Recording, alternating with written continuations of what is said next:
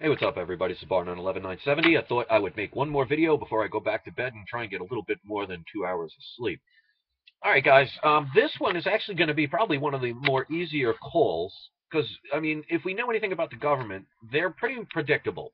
So I'm going to read this article, and of course, I will post the link about this.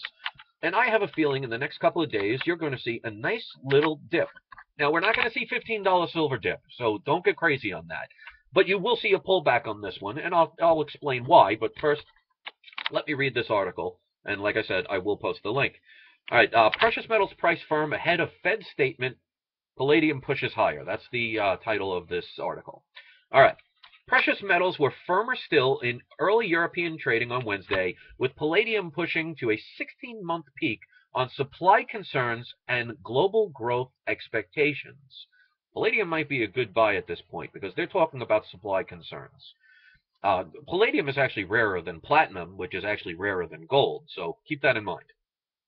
Spot gold was last at, and this is at the time of the article, 1,665.80 to 1,666.6 per ounce, up $1.75. It's going higher than that since. Moving further away from Monday's multi-week low of around 1,650, but confined to a narrow range of less than $7. All right. Fundamentally, the environment remains positive for gold. Credit Suisse wrote in a note. Real interest rates are negative, and central banks across the globe, keep that in mind, are engaged in very expansionary monetary policy. In other words, printing a lot of fiat-wasted currency. All right. Star performer palladium climbed to a high of 758.50 on supply concerns from major producer South African. And you know that a lot of platinum and palladium actually do come from very few mines, and one of the biggest is in South Africa. Ever wonder why all of a sudden America is going to start liberating, quote unquote, the African people? Well, maybe it's because they want to get the advantages of taking another country's commodities. Lucky guess? Coincidence? Who knows? Guess we'll find out. They're going to say they're liberating the people, but we really know what they're doing. They're stealing other countries' commodities. But I digress. Let's continue. All right. Star performer palladium climbed to a high of $758.50 an ounce on supply concerns from a major producer, South African, and as rumors swirl that Russian stockpiles have run out. The metal was last at 753 to 758 per ounce, up $6. Again, that's at the time this article was printed. All right. The palladium market is in a state of supply deficit, a situation that is likely to remain in place in 2013, as we expect to see higher prices, Credit Suisse added. Sister metal platinum was at 1682 to 1692 per ounce, up $3, while silver added 6 cents to 31.43 to 31.48. The pace of U.S. macroeconomic development steps up today with fourth quarter GDP and the outcome from the two-day FOMC meeting expected.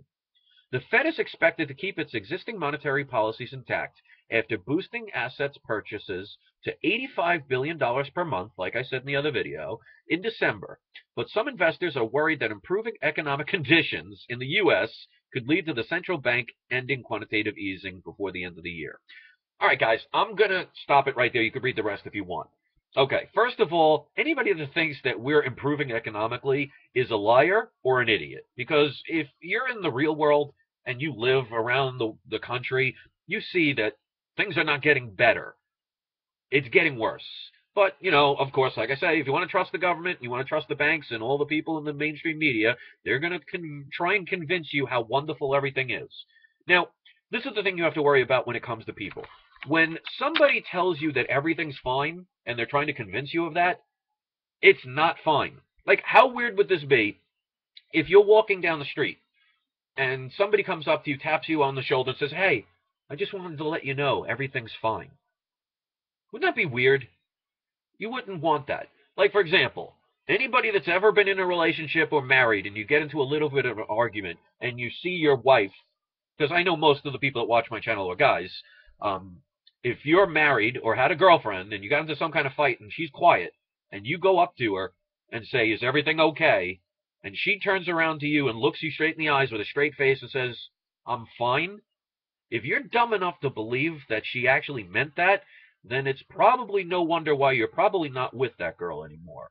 Because when a girl says they're fine, that's their way of saying, "I'm pissed off or I'm aggravated. I'm just going to see if you're smart enough to figure it out and buy a vowel." So if you want to trust your government and people saying there's an economic recovery and everything is fine, well, then you're going to lose the same thing like you did in a relationship with the same thing with your country. So if you want to believe them, go right ahead. But here's what I'm going to say. They are right now anticipating that the government may or may not be printing more money. Now, definition of insanity, we went over that the last video. What do you think the odds are of them saying, "Oh, we're going to stop the monetary system policy that we have. We're not going to print anymore"? I would say if you believe that they are going to stop, again, you are either paid off very well, have no idea what you're talking about, or you're flat out lying. Pretty much it. So there's a safe bet that when they do the statement, they're going to say, "We're printing more money." And the average idiot person out there will say, "Yay, economy is saved. We dodged another bullet. We're going to be wonderful. They're printing all the money that we need. Let's go out on a spending spree. Life is good. The economy will be great."